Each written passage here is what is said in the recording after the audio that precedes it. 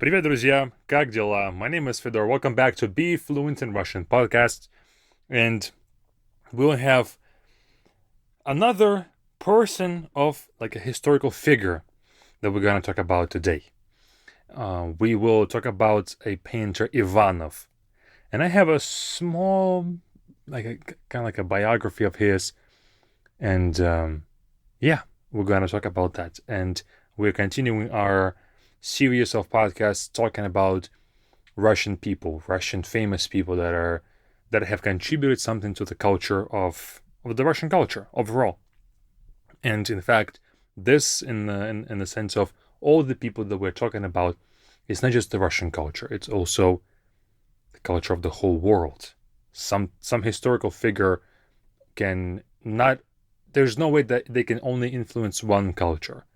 It will always be global, especially with Ivanov. You will see it today. So let's get right into this, and I'll ask you some questions about the text to see if you understood it or not. Here we go. Александр Андреевич Иванов родился в Санкт-Петербурге в 1806 году в семье художника и преподавателя Академии художеств. Талант проявился рано. В 11 лет он уже учился в Академии, а в 17 получил золотую медаль за картину «Приам просит Ахиллеса вернуть тело Гектора». В 1830 году Иванов отправился за границу, в Италию.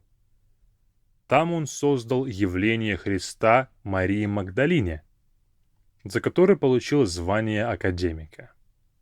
Но настоящим делом его жизни стало огромное полотно «Явление Христа народу». Над ним он работал почти 20 лет, делая сотни эскизов и изучая каждую деталь от выражения лица до пейзажа. В 1858 году Иванов вернулся в Россию с завершенной картиной. Однако публика встретила ее холодно, мода уже изменилась. Художник не успел узнать, что позже его труд назовут шедевром. Через несколько месяцев он умер от холеры, оставив после себя одно из самых значимых произведений русского искусства. That is all. Now, this is not an easy text. Okay? It's not easy. And so I would not be surprised if you're not going to answer these questions. Here we go. Where did Ivanov travel to paint his most famous painting? It's going to be Italy. Here we have the sentence. В 1830 году Иванов отправился за границу, в Италию. How long? Did he have a lot of paintings, paintings that he is famous for, or is he like a person of a one masterpiece? Ivanov was a person known for one particular piece, one particular work, Явление Христа народу, which is like appearance of Christ before the people. And was Ivanov acclaimed by the critics and by the people during his life or only after he passed? Only after he passed. Here we have right here, художник не успел узнать. The painter didn't get a chance to find out, что позже его труд назовут шедевром. That later his work will be called a masterpiece. In fact, we have this wonderful word успеть, to be on time, to manage to do something in time. Он не успел узнать. He didn't manage to find out on time because he passed. But now let's read this text once again and break it down line by line. I will then talk about Ivanov in English and talk about his work and maybe something that you can check out as well. Alexander Andreevich Ivanov. That's his first name, patronymic, and last name. Alexander Andreevich, first name, patronymic, Ivanov, last name. Родился в Санкт-Петербурге, was born in St. Petersburg. В 1806 году, in 1806. в семье художника и преподавателя Академии художеств, in the family of a painter and a teacher of the Academy of Arts. His father was actually pretty famous too. He had a lot of good works. He is not on the level of his son, but like when it comes to fame, when people say Ivanov, the painter, they don't mean his father, they mean him. But he was also a painter, and so it's not a surprise that his son was talented and was skillful. Талант проявился рано. The talent has shown itself early. В 11 лет он уже учился в Академии. At 11 years old, he already studied in the Academy of the Arts. I'm not sure how it worked back then. In 1806, he was 11, so it was 1817. I'm not sure how it worked exactly. Who could have gone to school? Who could have been in the academy? But I'm thinking that it's probably not anybody. It's going to be only people who are either masterful or they are of a certain status. Back then, it was a monarchy, and a lot of things were done through status.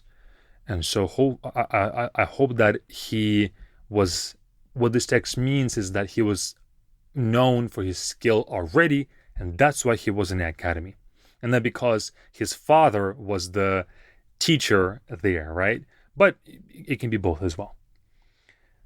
А в 17 получил золотую медаль, and at the age of 17 he already got a gold medal.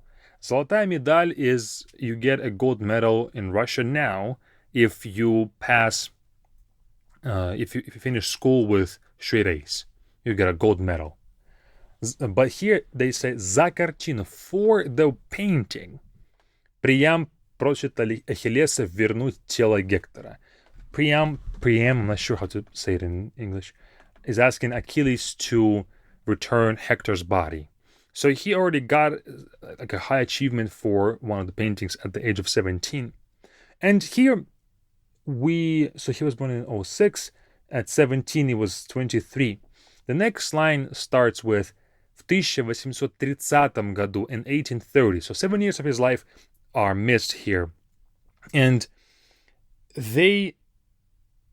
so what happened when he went to Italy is that there were a lot of people in that time of Russia who would sponsor different works, different painters, to go somewhere and to produce art. It doesn't happen, of course, as you can imagine, anymore. And they particularly sponsored him to go to Italy to write a piece. I'm not sure why Italy, but I'm thinking from what I've read before is because there's a lot of art in Italy to get inspired by, to be among the people, other painters. And that's why they chose Italy. But I'm not sure. It doesn't particularly, there's no historical reference for this. Why Italy and why they sponsored him. I believe that they sponsored him in particular because he showed a pretty good track record. And those sponsors, they would see his other works that he would make, and I think they just believed in his talent, in his craftsmanship, and that's why they sent him to Italy. So in 1830, he goes there, and 1858, he comes back. And for 28 years, as a painter, they were sponsoring him for this whole time, giving him money to eat, to live, to go places without any... He wasn't making them any money. He would send them different works as like their portraits and some other small works so they can add it to their collection as a form of like, I'm working, here's my works, I'm working on my main piece. They would even come to him to check out his main piece, Явление Христа народу. But they didn't budge, right? They didn't say, okay, you know what? No work in 20 years, come back. They continued to sponsor him, which is pretty interesting because if it wasn't for those sponsors, we wouldn't have had one of the major pieces of the Russian art, right? We wouldn't have it if it wasn't for those sponsors. And they were very patient, which is great. And I'm thankful for them that has happened. В 1830 году Иванов отправился за границу. In 1830, Ivanov went to go abroad. В Италию, to Italy. Там он создал явление Христа Марии Магдалине. There he made appearance of Christ before Maria Magdalene, I think that's how you say it in English, за которую получил звание академика, for which he got the award, or he got awarded an academic status. I guess a high achievement in arts. Но настоящим делом его жизни, but the main thing of his life, the main creation of his life, стало огромное полотно явления Христа народу. Became this huge piece, appearance of Christ before the people.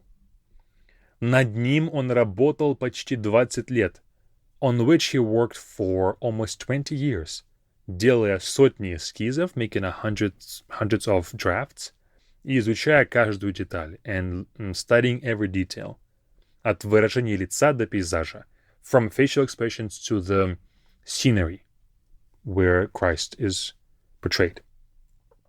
В 1858 году Иванов вернулся в Россию с завершенной картиной. In 1858, Ivanov comes back to Russia with a finished piece, finished work. And the piece is huge. And he travels by boat with the piece because it's enormous. Imagine this. They had to build a separate room for this painting in Третьяковская галерея because the distance from floor to the ceiling was not enough in any of the existing rooms. So they had to build a new one so it can be properly transported into that room. Imagine that. Однако публика встретила ее холодно, but the public received it pretty cold, in a cold fashion. Мода уже изменилась. The fashion or the trends have changed already. Художник не успел узнать, the painter didn't manage to find out in time, что позже его труд назовут шедевром, that later his piece or his work will be called a masterpiece. Через несколько месяцев он умер от холеры. In a few months he died from холера. I don't know how to, like a sickness, I guess, a certain type of sickness. Оставив после себя, leaving behind, одно из самых значимых произведений русского искусства. One of the most influential pieces of the Russian art. So this is his story. He grew up in Russia, studied art, was a painter. Then at the age of 24, he is sent to Italy. He had, I believe, some romance, he had some relationships in Russia that he had to leave behind. He gets sponsored, goes to Italy, and he lives there for 28 years. 20 of which he spends making this piece, Явление Христа народу. Not only this one, but also other ones, but those were mostly kind of like I said already, I'm working, here's my pieces. I'm working, here's some more. I guess you cannot be making one piece for 20 years without taking a break at some point. So he makes other pieces too. And then he finishes Явление Христа народу. Travels back to Russia after 28 long years of absence. Brings his piece home, and in a few months dies of this sickness. Pretty much, his whole life was dedicated to one piece, Явление Христа народу, that now has become this one of the most influential pieces of the Russian arts. Because of its detail, because of its history as well. Imagine you looking at a painting and you realize that that's one man's whole life. And it's beautiful. It's huge, but each part of it is telling. There's a lot of different details to it, and I would encourage all of you to check it out. There is high-resolution photos online where you can look through it with a magnifying glass to see every detail. Of course, if you are ever in Moscow, go to Третьяковская галерея to see it for yourself. I haven't seen it myself yet. I was scheduled to go to Moscow, but we had a change of plans, unfortunately, but I was going to spend the whole day just being in that room, because in that room you have the painting itself. You also have different drafts of Christ, the way he wanted to depict Christ, and other things. Every other detail has a ton of drafts. You can see it, you can check it out, and it's pretty incredible. The piece is written in a way that, and there's stories that his sponsors and his friends, when they would come to visit him in Italy, they would come to his place where he was painting, his workshop, I guess. And the painting was sitting on the floor. And it's done in a way that it kind of, if you sit on the floor, it will kind of blend in with reality. As if the floor of the workshop continues onto the painting. You can kind of just step onto the painting and be in that scene, which is incredible. And I can only imagine how people felt coming into that room, seeing it for the like an exclusive look at the painting. But do check it out, at the very least online. If you have a chance, go to see it in person in Moscow. And yeah, it's pretty incredible. But now we have 10 words, 5 words and 5 phrases brought to you by Be Fluent. Learn vocabulary with Be Fluent as well. We have a vocabulary dedicated page where you can add words to your vocabulary and practice those so you won't forget them ever. And I mean that.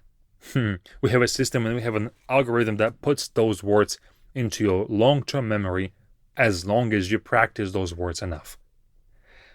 But now, here's the first one. Художник. Художник is an artist. And художник is an artist, not in a general sense, but it's an artist that paints. Художник. Академия художеств, Academy of Arts. Картина is a painting. Картина. But in fact, картинка, just add the ka at the end, becomes an image or a picture. Эскиз is a sketch, is a draft. Эскиз. Шедевр is a masterpiece. Шедевр. Now on to phrases. Талант проявился рано. The talent has showed up early or has showed early. Дело жизни, life's work. Работал почти 20 лет. Worked for almost 20 years. Публика встретила холодно. The public received it coldly. Оставил после себя, left behind or left after himself. Left behind. That is all. That's Ivanov for you. Thank you so much for listening, and see you all over at Be Fluent. Check it out with the first link in the bio. Пока-пока.